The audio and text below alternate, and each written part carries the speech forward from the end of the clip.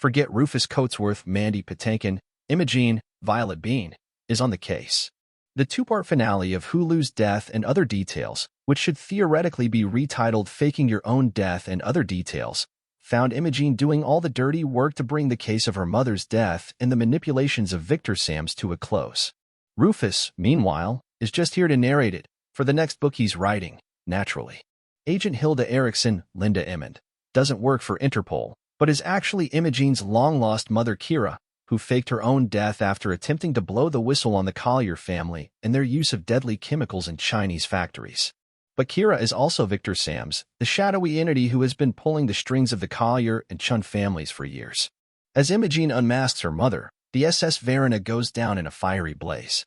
But don't worry, everyone escapes alive, including Imogene and Kira, seemingly off to make up for lost time. Until Imogene ensnares her mother in a trap, ensuring she will pay for her crimes. Meanwhile, the Colliers fall to pieces as we learn that Kira has been secretly poisoning Lawrence Collier, David Marshall Grant, for years. We also discover that Anna, Lauren Patton, murdered her mother and is now enthralled to Viktor Sams' agency, continuing to do their dirty work under threat of exposure.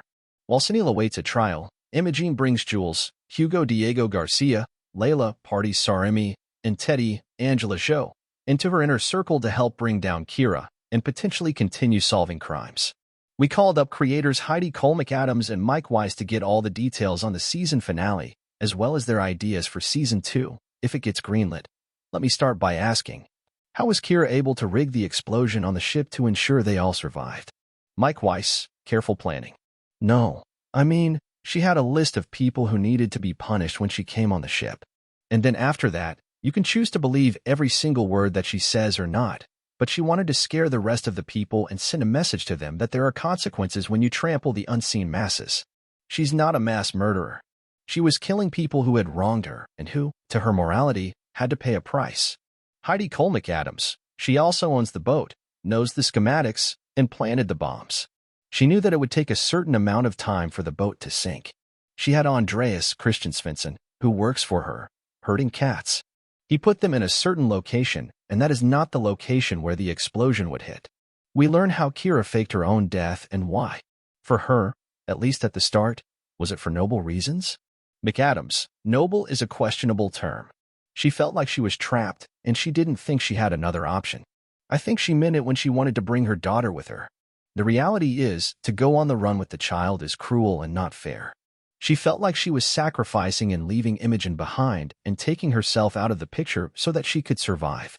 But basically, she rationalized it to herself as she was protecting her daughter. Whether or not that's a fully salient argument is meant to be open. In the intervening years, what corrupts her to reach the point we see her at now is Viktor Sams. McAdams, she is one of those people that thinks she's doing the right thing. She really does. Viktor Sams is an entity who goes after corrupt individuals and corporations. If people die along the way, she's decided that cost analysis is worth it. That is a villain that we would potentially be interested in telling more stories about.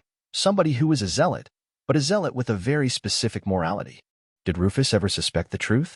Imogene unmasks her, but he is the world's greatest detective. Weiss, he is, but he's also, as we try really hard to show over the course of the season, human and flawed. He's not a superhero. He is a very perceptive manipulator of human behavior. She fooled him. One little Easter egg that is that if you go all the way back to the pilot, about 3 minutes into the pilot, when Imogen is walking up on the pool deck in that yellow bathing suit, and we see Derek, Sincere Wilbert, filming what will ultimately be the clue that unlocks everything, you can actually see Hilda Erickson in the background of those shots. She's the protagonist of her own movie. She really does believe in what she's doing and would say that all of her bad actions could be traced back to the evil actions that she was trying to blow the whistle on. Her road started because of their bad behavior. We also wanted her to be really formidable, specifically in the genre that we're in, which is a murder mystery genre. We wanted a little bit Holmes and Moriarty. So, the fact that she was so capable and so clever, and that she had planned everything out, it just makes her a more fun, formidable villain to go up against. Hopefully, we get to go up against her in future seasons. Imogene arranged for the servers to make it off the ship. But was there ever a flicker of, maybe I should just disappear with my mom? Or was she always intending to trap her? McAdams, she walked into that room to confront her mother knowing she was going to trap her. Is it complicated for her? Has she wanted her mom back all of these years? Yes, but the moment that she realizes that her mom has been alive for 18 years and not told her, and that her mom has been responsible for killing Danny along with all these other people, from that moment, Imogen has come to a place at this point where she is ready to put her mom away, even though it's hard for her. A lot of crimes were committed.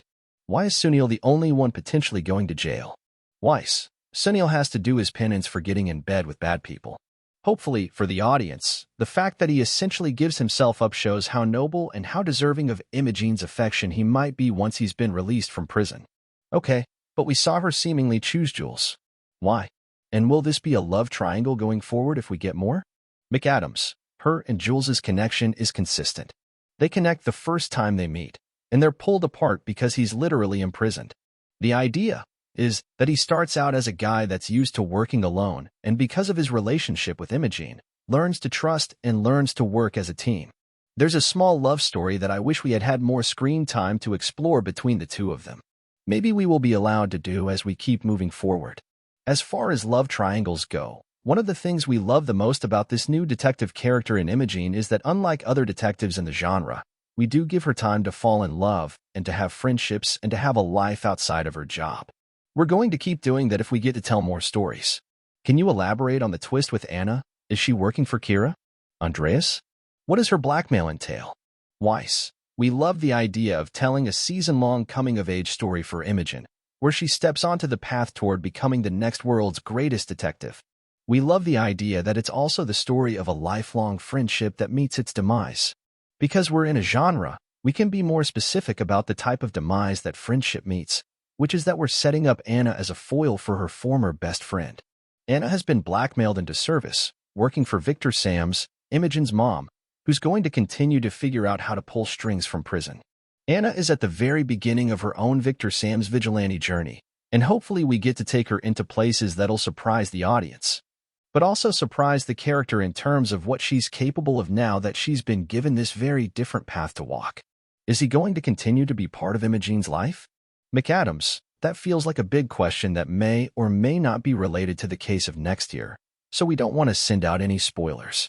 You establish this world that takes place now, but has this old world glamour to it. What would a season 2 look like? Would it stay in the Alps? Weiss. We like the idea of the show taking place in a different location where you get to tell a story about class dynamics that we find interesting, but it's also fun and romantic. We're inviting the audience into a world that's a little bit more glamorous and exciting than the one that any of us get to inhabit every day, whether we stay in the Alps or go someplace else. It'll be a reinvention, but we'll be telling a story that hopefully aligns with Season 1 in some fun, thematic ways.